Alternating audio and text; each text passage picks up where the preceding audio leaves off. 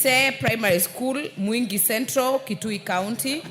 We have Sikirar Primary School, Narok West County, Narok County. Allow me, Honorable Kosing, because you have a whole 40 minutes to go, and I know you can exhaust, allow me to indulge Honorable Sarah Pulata of Laikipia North to welcome the students on our behalf in 1 minute. Thank you, Madam Speaker. Madam Speaker, I take this opportunity on behalf of all the members whose students are visiting to welcome them. Madam Speaker, I will proudly say I am an old student of Doldol boys. And that is why one day when the majority leader told me that he went to Alliance Boys, I told him there is many similarities between me and him because I also went to Doldol boys. And Madam Speaker, despite the fact that these students took a very long, bumpy, and rough ride to arrive to Nairobi, I want to tell them that the hardship they come from should not limit their potential. Madam Speaker, and I also want to take this time to say, I'm sure when these students came past Nanyuki, they wondered whether this is the same Kenya they come from because of the state of the roads. So I would urge this House, I would urge the leadership of this country to make Laikipia North look like the rest of Kenya. I wish them a safe travel back home, and I want to urge them to work hard and do not let the challenges, do not let the challenges mismanage you. You can be anything you want to be, from Doldol to National Assembly. Very well. You will tell us in another sitting how you are an old girl of Doldol boys. But for now, Honorable Kosing, kindly take it up. Thank you, Honorable Speaker. I said you are a good mother.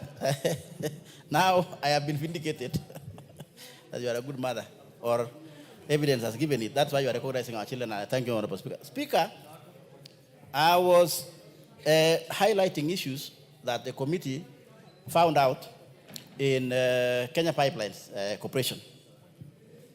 I have mentioned that one, which is land, and one also that caught the attention of the committee, Honorable Speaker, is this one, which we term as unprocedural implementation of Mzima Springs Water Project.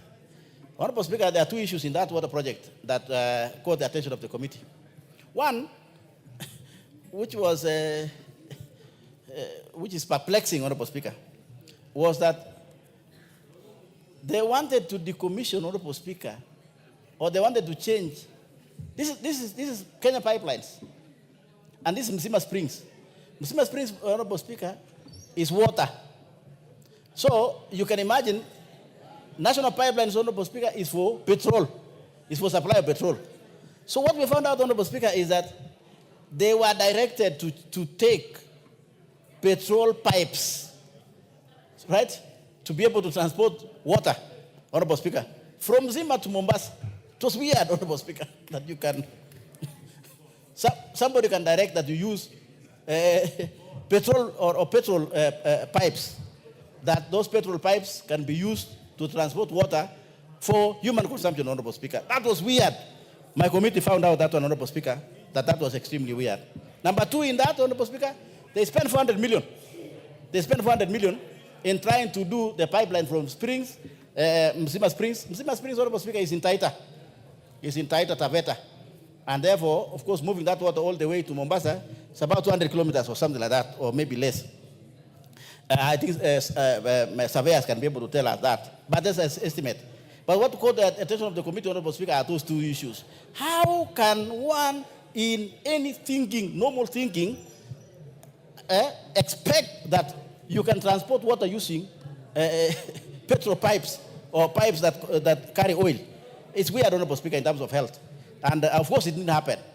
And therefore, because it didn't happen, we don't know where 400 million went, Honorable Speaker, or was used, or squandered, or eaten.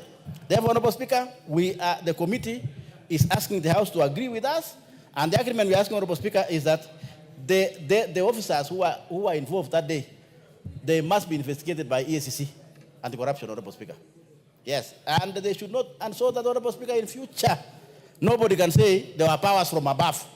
Powers from above, Honorable Speaker, can lead to danger in terms of health of the people. And this is a good example of Musima Springs, Honorable Speaker. It was weird that some people, even if it's direction from above, that some people can agree to use, of course it failed.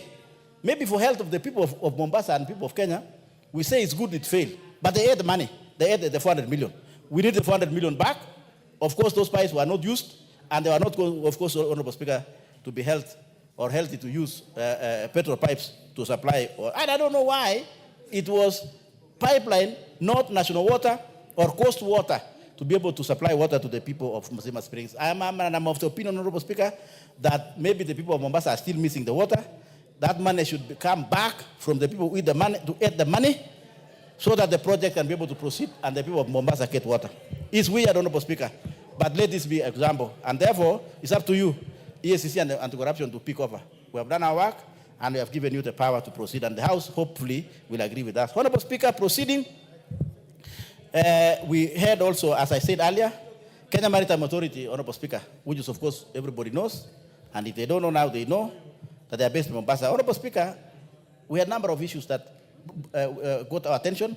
We had 41 audit queries, but I want to bring forward to you, Honorable Speaker, that one that got our attention and the attention of the committee that I'm using as a cross-cutting is supply review and installation of enterprise resource planning project, Honorable Speaker, that we realized it stalled, and it was done poorly, Honorable Speaker. So what's our recommendation? Those people who did that project should face the law. And therefore, the investigative agencies should pick up their work and bring those people to book. They squandered their time. They should face the law. The time of eaters, Honorable Speaker, is over.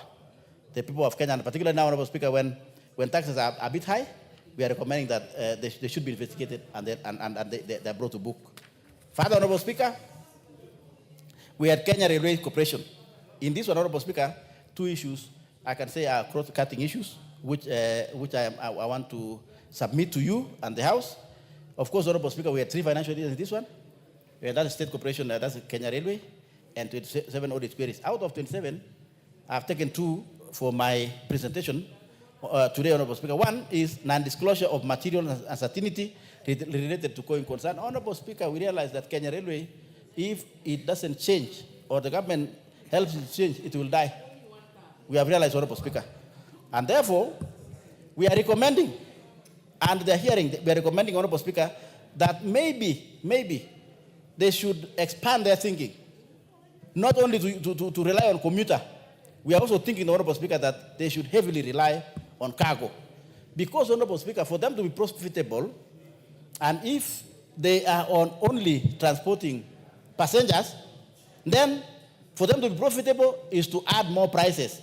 And therefore, that becomes very expensive for the people of Kenya. Maybe SGR or something like that, it will become expensive. So that they don't die, they should be able to think out of the box. And one of the recommendations we had is that they should think about investing in cargo transportation, Honorable Speaker. Seriously, cargo transportation might help them to survive. If they don't do that, Honorable Speaker, then they are on their way to exit in this country. Number 2, Honorable Speaker, we also found out default in the payment of Exim Bank loan between themselves and National Treasury. Honorable Speaker, that's a serious issue that we are recommending that the National Treasury and Kenya Railway should agree on how to treat that Exim Bank, which, of course, Honorable Speaker, you know, Exim Bank came to build or help the people of Kenya to build the SGR. Finally, Honorable Speaker, in terms of the organizations, the 7th organization is Information and Technology Organization, which is, of course, ICTAC. Honorable Speaker, this one, 3 financial years, 26 audit queries. One I can present to you, Honorable Speaker, out of the 26, which are in this report. One that caught our attention, Honorable Speaker, is something called partial loan, which was, Honorable Speaker, the government of that time, this was 2018, 2019, it was promotion. The government was trying to promote digitization, small creators in terms of digital economy. What, of course, now this government is trying to do to build ICT centers in all over the constituencies. Honorable Speaker, this one, when they were trying at that particular time, they also, of course, helped a lot of people, Honorable Speaker. Of course, what happened? There was no proper administration in terms of people taking this money. It was like seed capital to be able to establish your own digital. It was just like a nursery. Government had money for nursery. It gave to ICT. And in trying to recover the money, Honorable Speaker, ICT board, it became impossible. Of course, these are small people, no security. It's almost like the one we have now, which is, of course, Hustler Fund. When people come and take money, when you're trying to promote people, and they come to take money, there was no security. Of course, if you want to help somebody, if you have security, then we're trying to do what? We are helping bourgeoisies. So because of those poor people, or poor students, at that particular time, they were unable to be able to pay the loan. And therefore, Honorable Speaker, we are recommending that ICTAC, and particularly National Treasury, takes the responsibility, Honorable Speaker, and liaise with the national ICT, which helped a lot. And in fact, Honorable Speaker, we have realized it is because of what ICT board did that particular time that now we have a lot of Kenyans in the ICT platforms, Honorable Speaker. And therefore, National Treasury should deal. We are proposing that the National Treasury should work with the ICT board to be able to write off that obligation from ICT, Honorable Speaker, because that was a government, national government direction. Honorable Speaker, having said that, and making that presentation, Honorable Speaker, I want to make the following few conclusory remarks. One, Honorable Speaker, where do we get our power? And this is our marking scheme. Our marking scheme, Honorable Speaker, is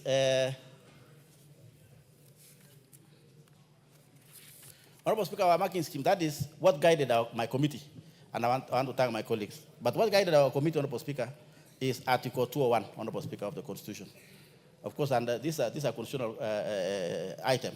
Article 201, Honorable Speaker, what is it saying? It's saying that we should spend our money in responsible financial management and clear fiscal reporting.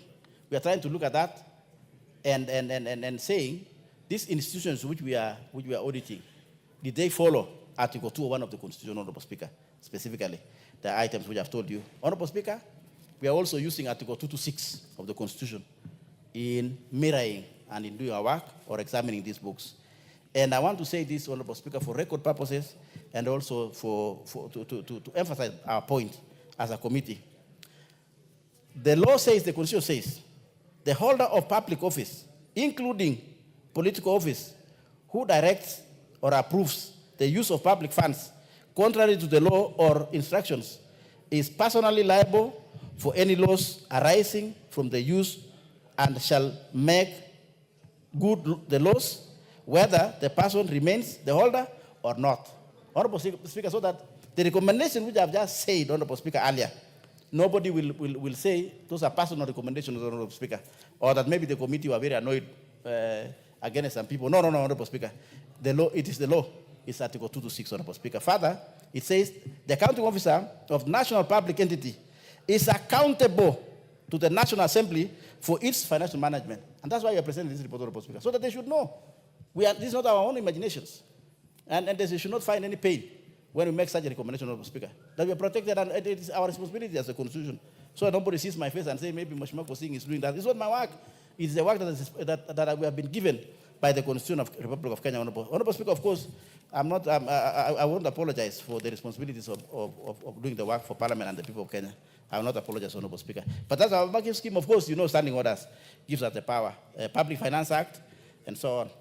Finally, Honorable Speaker, we are of the opinion, Honorable Speaker, that we are recommending legislative proposals that can cure some of the problems we had. For example, the problem of the war between GDC and KRA. We are recommending, Honorable Speaker, that there should be legislative proposal and amendment or policy amendment to do what? To convert the revenue from the 59 wells, which we just said earlier, Honorable Speaker, so that it becomes something sustainable. That revenue should be treated as A&A, not as revenue, or the money that is coming from the 59 wells, which I just moved earlier, Honorable Speaker, that money should be treated as A&A and ring-fenced for purposes of digging or investing in more wells to create more energy, Honorable Speaker, and more clean energy. We are proposing, Honorable Speaker, that there should be legislative proposal. Sometimes, Honorable Speaker, some of the cures of these audit queries, Honorable Speaker, are not necessarily maybe what I'm saying should be investigated, it should go to court or DCI. Sometimes, Honorable Speaker, the long term, and the bigger picture will be the amendment of the law. And that's why you're proposing that amendment, Honorable Speaker, and to be picked by the committee in charge or responsible, which is, of course, now in GDC. That is, I'm thinking that should be either Finance Committee or Energy Committee, Honorable Speaker. Our work is mortician. We have given you as a speaker, and of course, you chair the liaison committee, Honorable Speaker. I'm hoping that you're going to take that one from here as a good mother, Honorable Speaker, and I thank you. Finally, we are also proposing the water agencies, Honorable Speaker, water committee, or committee in charge of water.